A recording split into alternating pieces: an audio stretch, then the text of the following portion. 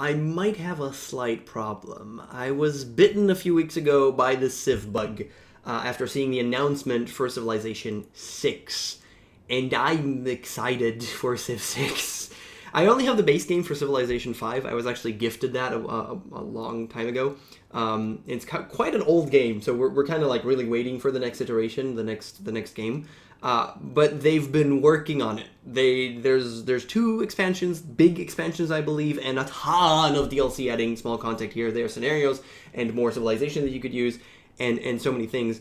And people have been saying, again, I only have the base game, so I can only comment about the base game. I didn't play the expansions, but with the expansions, people say that this is one of the best grand strategy games ever because it's really, really good. I mean, the systems that they incorporated there are amazing, and Civ 5 specifically is kind of unique in the sense that they changed a lot. They really shook up the formula in a lot of cases, specifically with the fighting mechanic, with having war. You can only have one unit on one. It's not exactly correct, but mostly you can only have one fighting unit on hex, and not the ball of death that they used to have in civilizations before that.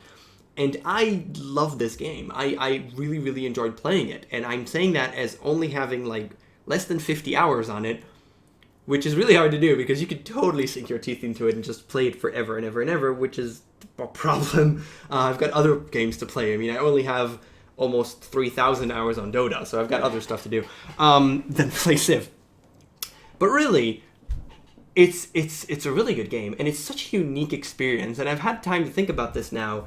After playing it on Sunday, I had a horrible day on Sunday, and really all I wanted to do was just sit down and chillax, and chillax. I have not used that word in years, and it's a good thing, and I will never repeat it again unless I forget. So, Civ 5. I really wanted to play Civ, and I kind of wanted to play it with people, because when I played Civ 5, I played it with other people, and I actually did something really, really cool with this one.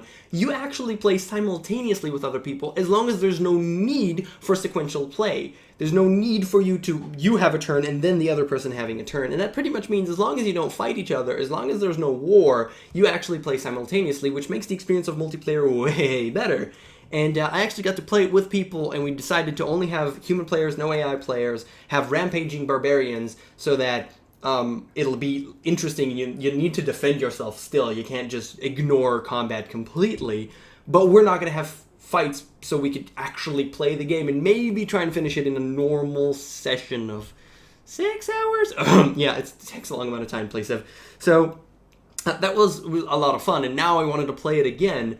And I didn't really have anyone to play with, and on Sunday I felt so bad that I'm just going to play it. I'm just going to play a game. And I really, really, really got into it. I had other stuff to do, and I kind of tried to forcibly stop myself and tell myself, you should go do other things. And I really felt that burning sensation of just one more turn, just one more turn, just one more turn. Oh, it's been 3 hours. Oopsie poopsie. Yeah, it actually happened to me a couple of times throughout the day. I ended up playing at least 6 or 7 hours, I believe, and it was glorious. I really love that game. I was Gandhi, and I went for nukes. Yeah, so I kind of have to because Genghis Khan kept attacking me. But we're derailing here. Civ 5 is really good. And what they're saying they're doing, again, with Civ 6 is taking all of that wonderfulness from the expansions and iterating upon it. It was actually a really interesting article to read what worked and what didn't, and how they're continually moving forward with it. And one of the things I believe, I hope I'm not mistaken here, is that the having only one unit on a hex worked really well, but they still wanted to offset it a little bit. So you will be able to do a core, which is like a bunch of units of the same type, maybe creating a unique unit that's a conglomerate of a couple of units, or something like that. So you could have sort of, it's not army, it's not the ball of death, but it's still, I don't know, a lot of things that sound good. For me, I never really liked the combat. I never loved that aspect. I understand its importance, and I know why it's good for the game, but I never really liked it, and usually I just try to if the AIs attack me, I'll defend it, but I'm going to win other ways, because there's other ways to win.